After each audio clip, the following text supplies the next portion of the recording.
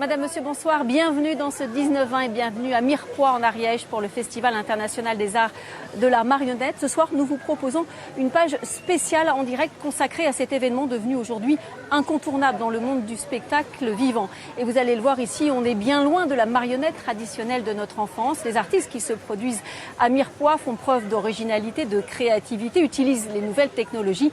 Bref, ils dépoussièrent sérieusement le genre. Et pendant 4 jours, c'est toute la ville qui vibre au rythme de ce festival avec des déambulations et des spectacles parfois très surprenants. Alors on se retrouve tout à l'heure, juste après la page d'actualité régionale développée à Toulouse par Amélie Poisson. À tout à l'heure. Merci Sophie. Dans l'actualité de ce 2 août, le grand chassé-croisé de l'été. Bison Futé annonce un trafic orange pour ce soir et noir pour demain dans le sens des départs et des retours. De gros bouchons en perspective, notamment sur les autoroutes. Le PC Sécurité de Vinci à Toulouse, que vous voyez sur ces images, a renforcé ses effectifs. 100 000 véhicules sont attendus demain sur le tronçon Narbonne-Toulouse. On écoute le responsable de ce PC Sécurité, Samuel Bellamy, au micro de Karine Pellat et de Jean-Pierre Duns. Le nombre d'automobilistes qui augmente sur l'autoroute fait qu'il y a davantage d'interventions potentielles, des accidents, des bouchons, des ramassages d'objets qui doivent être effectués par les patrouilleurs qui vont veiller sur les automobilistes tout le week-end. On renforce aussi nos dispositifs d'hommes en jaune pour pouvoir intervenir et sécuriser les clients qui auraient des problèmes sur le tracé.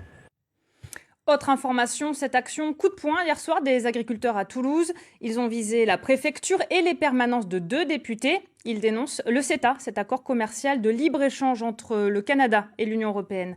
Luc Truffert, Christophe Neidhart et Frédéric Dess. Du fumier devant la permanence de Monique Iborra. Hier soir, les agriculteurs de la FDSEA ont effectué une série d'actions ciblées contre 7 députés de La République En Marche. L'objectif, dénoncer le nouveau traité commercial entre l'Union européenne et le Canada, voté par l'Assemblée nationale mercredi dernier. On a convié les députés en début de semaine. Ils étaient invités depuis le 5 juillet. On les avait conviés sur une exploitation pour échanger notamment sur des sujets que sont le CETA, le Mercosur, mais aussi d'autres réglementations que veut nous imposer aujourd'hui le gouvernement. La députée Corinne Vignon a elle aussi subi la colère des exploitants agricoles. Sa permanence a été murée hier soir. C'est la crise de la démocratie.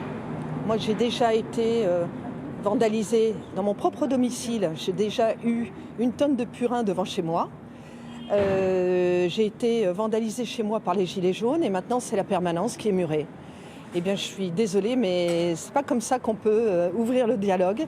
Les agriculteurs sont ensuite allés à la préfecture. Pour la FDSEA, c'est une violence justifiée. Le futur accord entre l'Union européenne et le Canada risquerait de pénaliser les éleveurs français, selon ce syndicat. Aujourd'hui, on met des normes dans notre pays et on rentre des choses qui ne sont pas du tout aux normes. Des viandes qui ne correspondent pas aux critères qu'on nous demande de produire nous. À des prix vraiment à des pâquerettes. Alors, elle est où la vraie légalité du commerce ? Et les éleveurs se préparent à un combat de longue haleine car l'accord commercial est loin d'être adopté. Il doit être voté par les sénateurs à l'automne, puis ratifié par encore 14 États membres de l'UE. Et ce soir, ce sont les jeunes agriculteurs du Gers qui annoncent une mobilisation devant la permanence du député Jean-René Cazeneuve à Auch. Détention aussi entre les bergers et l'État en Ariège. Après avoir vu leur voiture brûler mi-juillet, l'Office national de la chasse et de la faune sauvage a refusé de venir expertiser une brebis attaquée par un ours sur une estive. L'expertise est nécessaire pour débloquer les indemnisations. Sur place, Geoffrey Berg et Morgane Bonnat. Face aux attaques d'ours à répétition, cet éleveur a préféré ne pas envoyer tout son troupeau en estive, gardant auprès de lui quelques-unes de ses 500 brebis. C'est les béliers, tous les mâles qui normalement sont en estive, cette année on les garde en bas parce que c'est ceux qui se font présenter les premiers et c'est la source de mon élevage. Et vous en avez gardé combien là ? Là il y en a une 50aine. L'une de ces brebis a été prédatée il y a 2 jours sur l'estive du Mont-Calme dans le Vic-de-Sceaux. L'éleveur dit alors avoir contacté l'ONCFS qui aurait refusé de procéder à l'expertise indispensable pour être indemnisé. Ils m'ont répondu que maintenant dans le Vic-de-Sceaux, pour leur sécurité et la sécurité des véhicules, jusqu'à nouvel ordre, ils ne faisaient pas d'expertise. On m'a donné un numéro à la DDT, ce numéro personne n'a répondu. Donc j'en conclus que bon, on est mis hors circuit.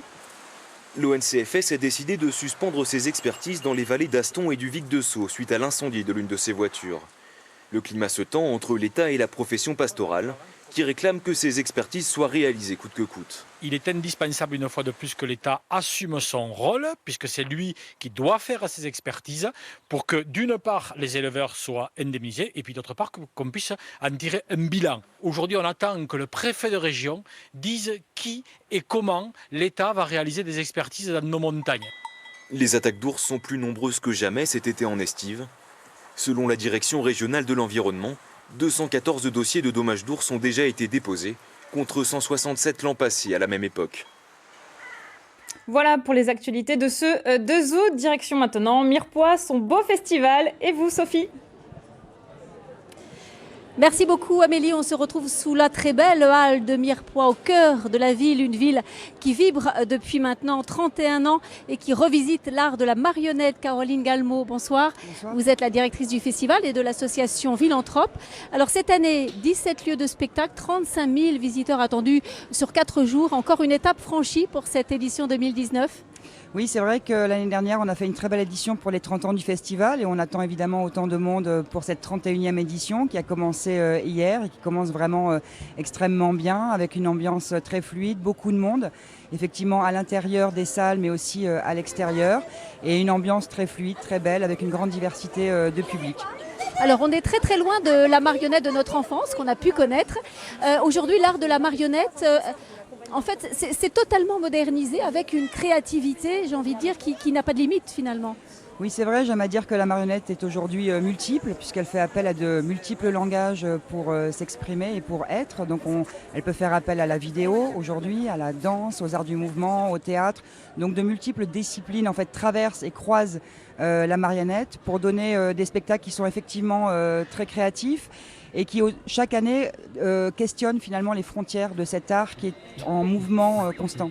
Alors cette année, vous avez choisi un thème, friction du réel, c'est-à-dire que vous voulez que le festival soit inscrit tout simplement dans la réalité de la société d'aujourd'hui et pas déconnecté des problèmes de la société. Alors c'est plus les artistes et leurs spectacles que le festival, bien que le festival soit bien réel, bien sûr. De tout temps, les artistes puisent dans les récits, soit des fables, des contes, pour s'inspirer. Et aujourd'hui, depuis une dizaine d'années, on va dire qu'ils s'inspirent de récits, d'histoires vécues, de faits divers, de faits de société, pour nous raconter le monde et apporter un autre regard ou un autre point de vue, peut-être plus singulier, plus sensible, plus poétique sur le monde qui nous entoure. Alors le festival, c'est aussi du festival In, avec 20 compagnies, un focus sur la marionnette notamment documentaire, mais c'est aussi un festival off avec, j'ai envie de dire, carte blanche à tous les artistes qui ont envie de se produire. Oui, tout à fait. Il y a une grande diversité de propositions artistiques. Donc, dans le IN, vous allez trouver des spectacles en salle avec une grande technicité et une grande, on va dire, compétence dans les artistes et les spectacles, la manière dont ils sont présentés. Et dans le off, ce sont peut-être des plus jeunes créations, des plus jeunes artistes, mais qui sont vraiment à suivre, qui sont à encourager. Et il y en a une quarantaine cette année qui sont à plusieurs endroits de la ville, plutôt en extérieur, et qui permettent de compléter finalement la programmation du festival. Alors, je vous propose tout de suite un sujet pour qu'on plonge, j'ai envie de dire, le décor. La marionnette contemporaine, elle est ici présente à Mirepoix sous toutes ses formes. Théâtre d'ombre, théâtre d'objets, musique, vidéo. Et voici un exemple tout de suite de la créativité des compagnies qui se produisent ici avec ce reportage d'Emmanuel Watt et Serge Dian. En route pour la 31e édition du festival de marionnettes actuel de Mirepoix. Accrochez bien vos ceintures car certains spectacles sont totalement décoiffants. La compagnie Tac Tac pratique le théâtre d'objets. Le genre est né dans les années 80 et fait aujourd'hui bon ménage avec la vidéo. Ils aperçoivent le fantôme du père.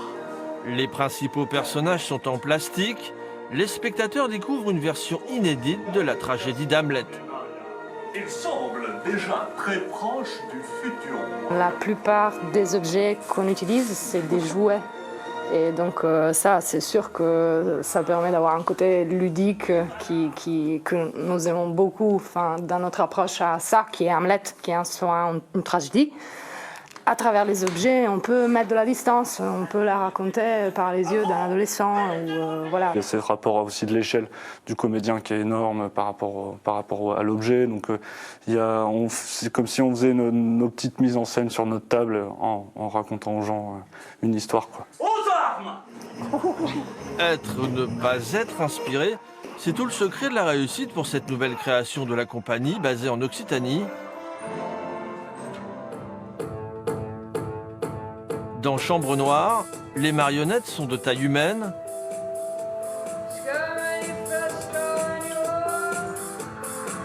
Le spectacle retrace le destin tragique de Valérie Solanas. Cette militante féministe américaine est connue pour avoir tiré sur Andy Warhol en 1968. Grâce aux marionnettes, la comédienne norvégienne Ingvida Spelli interprète le personnage principal de la pièce à différentes époques de sa vie. J'utilise beaucoup la marionnette, mais c'est pas que la marionnette, c'est vraiment le jeu d'acteur avec la marionnette taille humaine du coup, mais aussi avec la présence de la musique, avec l'intégration de la vidéo qui a une grande importance dans la scénographie, comment tous les différents éléments et les différentes expressions artistiques mises ensemble créent un langage étendu. Chambre Noire est inspiré du roman suédois La faculté des rêves. Ce spectacle interdit aux moins de 16 ans explore les frontières du monde de la marionnette. Alors depuis 2012, le MIMA, donc le Festival de marionnettes, se construit en collaboration avec des artistes qui ont ainsi l'occasion de faire découvrir leur univers et leur vision artistique. Et cette année, les artistes complices, ce sont les frères Pavlov, que j'ai le plaisir d'avoir avec moi ce soir. Raoul Pourcel, bonsoir. Bonsoir. Et Stéphane Roussel, bonsoir. Breton, en tout cas vous venez de Bretagne, puisque vos ascendances sont, j'ai cru comprendre, multiples. Qu'est-ce que représente pour vous le festival de marionnettes de Mirepoix, où vous venez pour la première fois ? On ne vient pas exactement pour la première fois, mais ça fait très longtemps qu'on est venu, donc c'est presque une première fois. Ouais. Qu'est-ce que ça représente pour vous, ce festival qui en 31 ans a pris énormément d'ampleur et qui est aujourd'hui une référence dans le domaine du spectacle vivant ? Ça représente un espace important où on peut voir une multiplicité de formes, où peuvent se croiser des artistes qui ont des préoccupations très différentes. Et là, ce qui est particulièrement chouette, c'est qu'il y a pas mal d'artistes qui sont venus avec des préoccupations qui nous ressemblent, en fait, avec une sensibilité autour du réel. Voilà. Alors Stéphane, vos préoccupations, elles sont vraiment ancrées dans la société et dans les gens qui font cette société. Vous leur donnez beaucoup la parole dans vos spectacles. On travaille avec les récits de vie des gens. On est sur une démarche documentaire ou à la frontière du documentaire et de la marionnette. Ça veut dire concrètement qu'on partage des espaces et de pratiques et de pensée et de construction de pensée avec les gens. Et que de ces expériences-là naissent les formes qu'on va ensuite présenter. Dans les deux spectacles que vous présentez, Place à table et Convives, il y a la famille qui est aussi au centre de votre création.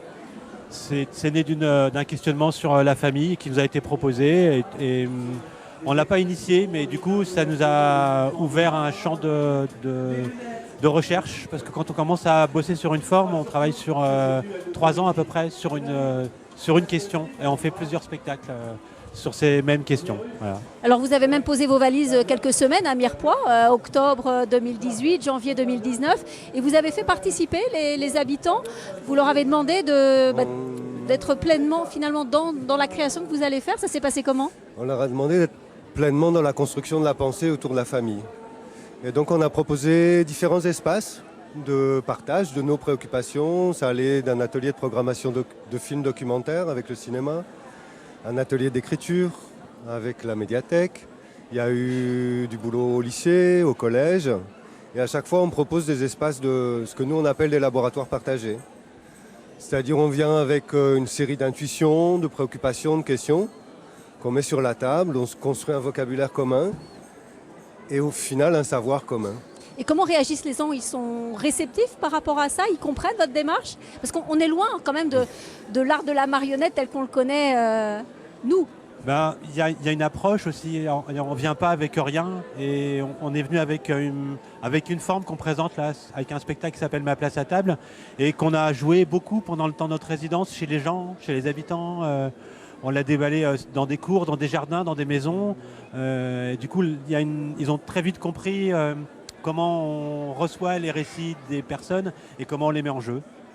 Est-ce que, j'ai envie de dire, les mouvements de société actuels, ça peut aussi vous inspirer? Je pense par exemple au mouvement des Gilets jaunes qui agite notre pays depuis plusieurs mois maintenant. Est-ce que ça peut être pour vous une source d'inspiration pour vos spectacles, même de manière décalée? Alors, ce qui est certain, c'est que ça nous aide à penser le spectacle.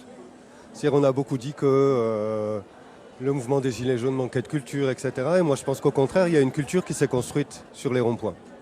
Non, une culture politique, mais aussi une culture esthétique. Et que ça nous touche parce que c'est aussi la manière dont on a envie de faire le travail, en fait. Et la manière dont on a envie d'exercer notre métier dans la société. Est-ce que ça va être une inspiration directe? Sans doute pas, parce qu'on ne fait pas du journalisme, on n'est pas au cœur de l'actualité, et qu'on part plutôt de questions qui nous préoccupent, nous, dans nos vies, pour les partager. Et on essaye de créer comme ça, avec les récits des gens et de leur vie, un savoir commun, où se rendre compte que tiens, toi tu as vécu ça, moi j'ai vécu quelque chose de similaire, de créer, et c'est un peu ça que j'appelle culture commune à un moment. C'est ce qui vous intéressait dans la démarche des frères Pavlov pour ce festival, d'apporter quelque chose de nouveau? Quelque chose de nouveau, mais qui part de l'intime aussi, qui part de soi, qui part de chacun de nous. Et ce qui m'a touchée dans leur travail, c'est qu'effectivement, ils partent de questions très simples finalement. Quelle est notre place à table? Quelle est notre place au sein d'une famille? Qu'est-ce que ça veut dire de partir à un moment peut-être de cette famille à l'âge de 18 ans ou au moment du lycée ou un peu plus tard quand on va travailler ou quand on construit une vie familiale. Donc ce grand départ qui construit et qui jalonne comme ça nos vies, c'est des choses qui sont très très simples dont il fait après un récit, il compose avec tous ces récits un nouveau récit et puis il nous donne à voir finalement une autre manière de penser nos propres vies et c'est ça qui m'a touchée. Ouais. Très vite avant qu'on passe à la deuxième partie, on en vit aujourd'hui de ce que vous faites. Il y a de la place aujourd'hui pour de la création comme ce que vous faites dans des festivals comme ça, mais toute l'année j'ai envie de dire. On en trouve. Ça ne vient pas comme ça spontanément, mais on en trouve. Il y a quand même des lieux qui s'intéressent à des formes qui s'organisent comme ça et à cette façon de présenter des œuvres, quoi. Merci beaucoup à tous les deux. Je vous souhaite bon spectacle ici au Festival de Mirepoix. Nous, on reste ensemble avec vous, Caroline Galbaud, pour la deuxième partie. On se retrouve juste après ça pour parler des retombées économiques du festival sur l'ensemble du département. À tout de suite.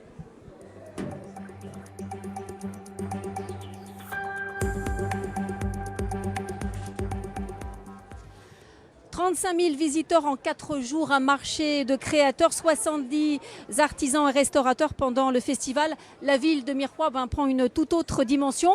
On va accueillir notre invité. Venez vous installer, Marc Carbalido, venez vous installer. Vous êtes le président du pays Art et Histoire. Allez-y, asseyez-vous. Art et Histoire Pyrénées-Qatar. Alors le festival, il s'inscrit véritablement forcément dans la région, en Ariège. Il rayonne aujourd'hui un peu partout dans le département. Oui, il rayonne dans le département, mais pour nous l'essentiel, c'est qu'il soit présent sur ce territoire qui s'appelle les Pyrénées-Qatar, donc, qui est une partie du département, et qu'on ait un partenariat qui va grandissant. Enfin, je parle sous le contrôle de Caroline, qui va grandissant d'année en année. Et vous le voyez sur la ville de Mirepoix, mais l'intérêt aussi pour nous, c'est que le festival est présent sur plein de villages autour. Il y a 56 communes sur le pays, indépendamment du département, mais sur le pays lui-même, il y a 56 communes. Et aujourd'hui, le festival est présent sur un grand nombre de 56 communes. Et on a amorcé depuis quelques années déjà des prestations groupées, je dirais, où voilà.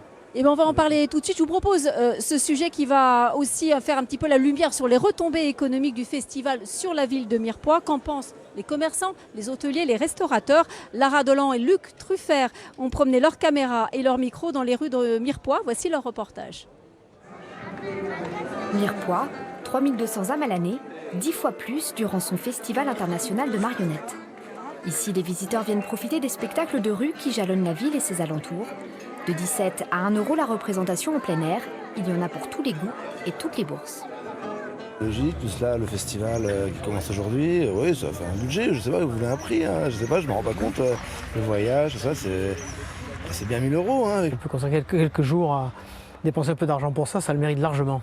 Et vous le consommez de quelle manière ici alors? Mais voir les spectacles principalement, et puis le logement, et puis voilà quoi, après, pas de folie.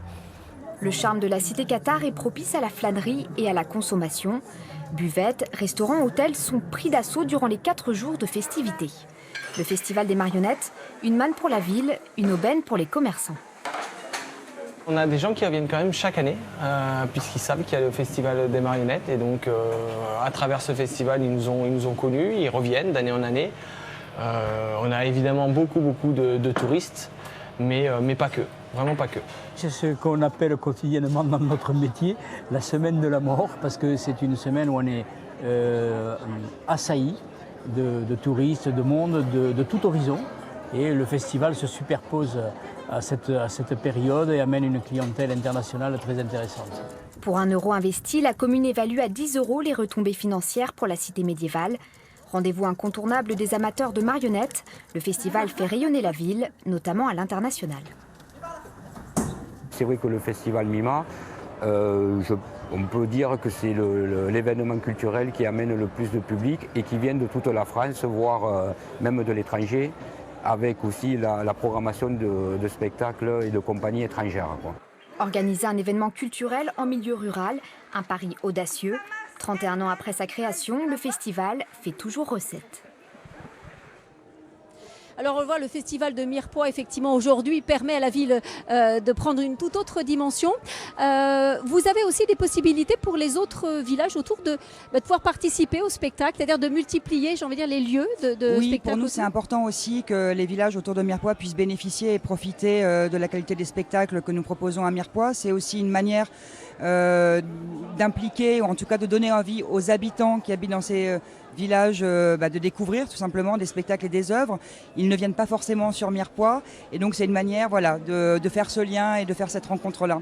Alors est-ce qu'on peut vendre le festival et puis la destination, j'ai envie de dire Ariège, pays Qatar, est-ce que ça peut faire un bloc en disant venez au mois d'août, vous avez le festival et puis venez visiter la région? En tout cas, c'est tout l'intérêt de ce festival et de toutes les activités qui se greffent autour. Pour nous, c'est le but même de l'association, de faire en sorte de créer d'une part un climat d'accueil pour les artistes, pour la création, parce que c'est vraiment un enjeu pour ce territoire. Je reviens sur les Pyrénées-Qatar, parce qu'on est sur des territoires quand même qui ont souffert des problèmes de l'industrie textile, qui ont souffert de... Oui, qui ont eu une sinistrose économique. Voilà, et face à ça, aujourd'hui, la ressource culturelle et le festival est un élément majeur de la remise en valeur de cette ressource culturelle. C'est aussi notre travail de créer les conditions. C'est pour ça qu'il y a une émulation, à mon avis, tout à fait satisfaisante dans cette histoire. Alors Caroline, quand on se promène, on rencontre des visiteurs qui viennent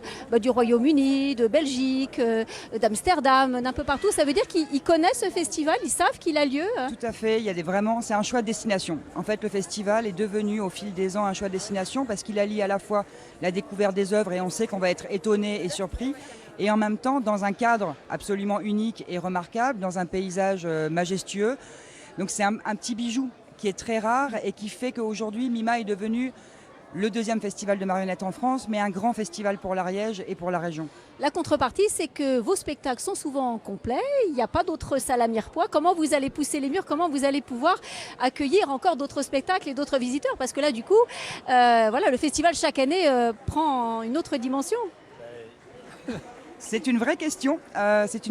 Après, on a quand même multiplié le nombre de représentations cette année. Ça, c'est la chose qu'on peut faire. Donc, on demande aux artistes de jouer un peu plus que d'habitude pour effectivement multiplier le nombre de places possibles et pour pas trop frustrer le public qui vient nombreux. Et puis, il y a aussi les compagnies off qui sont aussi très présentes.